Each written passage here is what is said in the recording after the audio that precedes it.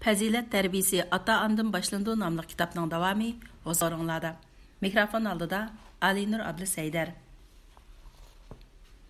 3-bab. Talantlı balalarning til məşqi. Til və əxli qabiliyyət. Kiçik vaqtimda dadam mening til qabiliyetimni yetildirishga nəhayət əhmiyyət bergan edi.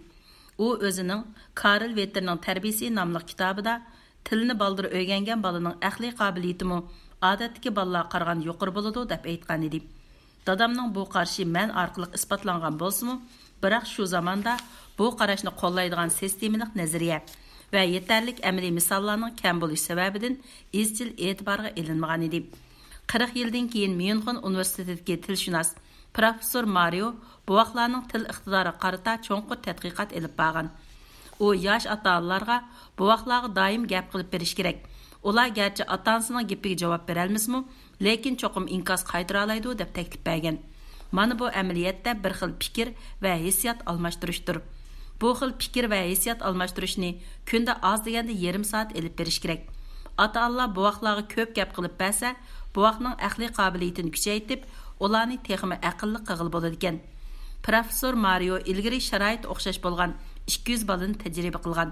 Bularning ichidagi 100 balaning ota-onasi professorning yetakchiligida bu vaqtga ko'p gap qilib bergan. Qolgan 100 bal bo'lsa, normal shaklda o'sib yetilgan. Bu balalar boshlang'ich maktab kirganda professor bu 200 bala qarata sinoq olib borgan. Natijada oldingilarning aqliy qobiliyati keyingilardan yuqori chiqqan. Oldingilarining ifodalash qobiliyatimi keyingilaridan ko'p eshib ketgan. Angliyalik bir qism fiziologlarmi mo'shu jihatda uzoq muddatli tadqiqotlarni olib borgan. Ular 4000 balaga qarata tekshirish olib borgan. Natijada ota-onasi bilan ko'p fikrlashadigan balalar mayli zehn jihati bo'lsin yoki psixik saposi jihati bo'lsin, boshqa balalardan eshib tushgan. Yuqorqilardan shunda xulosaga kelamizki, agar ota-onalar balalar uchun kichigidan boshlab qo'yiq til muhiti yaratib bersa, bu vaqtlik mezgildan boshlabla tilning uzuksiz g'idiqlanishi balalarning umrlik saposiga intayin muhim ta'sirlarni ko'rsatadi.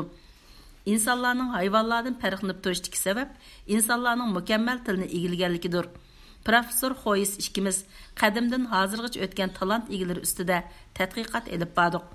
Zo'r ko'p qism talant egalarining shundoq o'rtaq kechirmish bor bo'lib, u bo'lsa-mu, ularning hammasi balalik mezgilida til jihatdan nihoyat yaxshi tarbiyalangan ekan.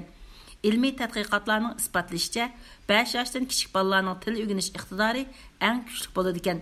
Mo'sh qimmatlik mezgildan unumlik foydalansala, bola til o'rganib qolmasdan, balki aqliy qobiliyatimi nihoyat yaxshi taraqqiyotga erisha oladi ekan.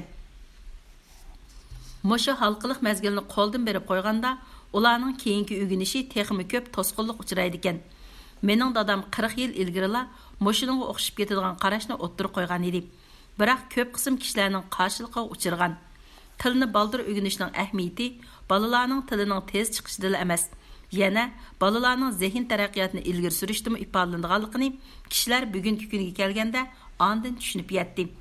Yaqinqi yillardagi tadqiqotlarning isbotlashicha, tili baldır chiqqan balalarning tafakkur iqtidori bilan ifodalash qobiliyatimi o'xshash yoshdagi boshqa balalardan yuqori bo'ladi ekan. Men yangi tug'ilgan vaqtimda hech qaysi jihatda tang yoshdagi balalarga yetmaydi ekanman. Kanitlik kishilar meni go'mish bala deb qaragan ekan. Biroq dadam paytni ching tutib til o'rgatishga baldir tutish qilg'achqa, men aqliy qobiliyat jihatda boshqa balalarga tezlik yetishib oldim.